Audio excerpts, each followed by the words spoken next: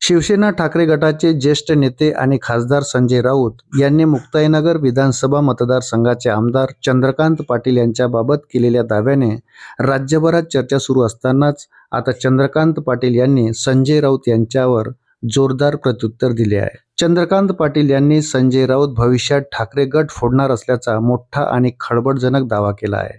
यासोबतच त्यांनी राऊत यांच्यावर तीव्र टीकाही केली आहे। संजय राऊत यांनी नुकतेच जळगाव जिल्ह्यातील मुक्ताईनगरचे आमदार चंद्रकांत पाटील आणि पाचोरा पारोळाचे आमदार यांच्याबाबत विधान केले होते।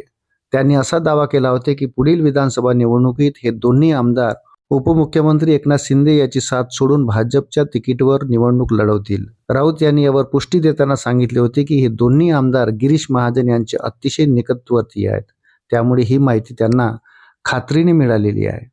या विधानाला उत्तर देताना चंद्रकांत पाटील यांनी संजय राऊत यांच्यावर सडकून टीका केली। ते म्हणाले की शिवसेना पक्षाचे जे तुकडे झाले आहेत ते संजय राऊत यांच्यामुळेच झाले आहेत।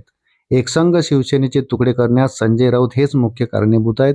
त्यांनी राऊत यांना मिठाचा खडा टाकण्याचा प्रयत्न करणारे असेही म्हटले। चंद्रकांत पाटील पुढे म्हणाले की संजय राऊत जळगावमध्ये लग्न समारंभाला येतात आणि तिथे राजकीय गप्पा मारतात।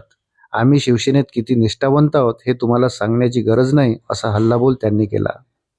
चंद्रकांत पाटील यांनी आणखी एक मोठा दावा करताना सांगितले की संजय राऊत हे ठाकरे गट फोडण्याच्या तयारीत आहेत।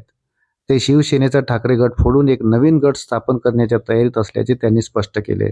त्यामुळे ठाकरे गटात राऊत मोठा उठाव करणार असल्याचे त्यांचे म्हणणे आहे। एकनाथ शिंदे यांना सोडण्याचा कोणताही विचार आपण करू शकत नाही, असे स्पष्टीकरण देताना पाटील म्हणाले, जेव्हा आम्ही असं कुठलंही काम करू तेव्हा थेट घरी बसू। या संपूर्ण प्रकरणानंतर राज्याच्या राजकीय वर्तुळात मोठी खळबळ उडाली आहे।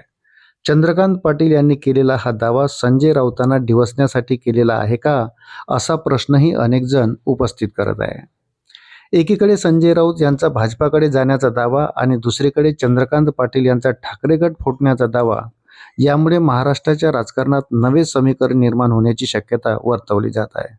दोन्ही नेत्यांमधील हे आरोप प्रत्यारोप सध्या चर्चेचे केंद्रबिंदू बनले आहेत आणि याचे पडसाद राज्याच्या राजकीय क्षेत्रात उमटत आहेत।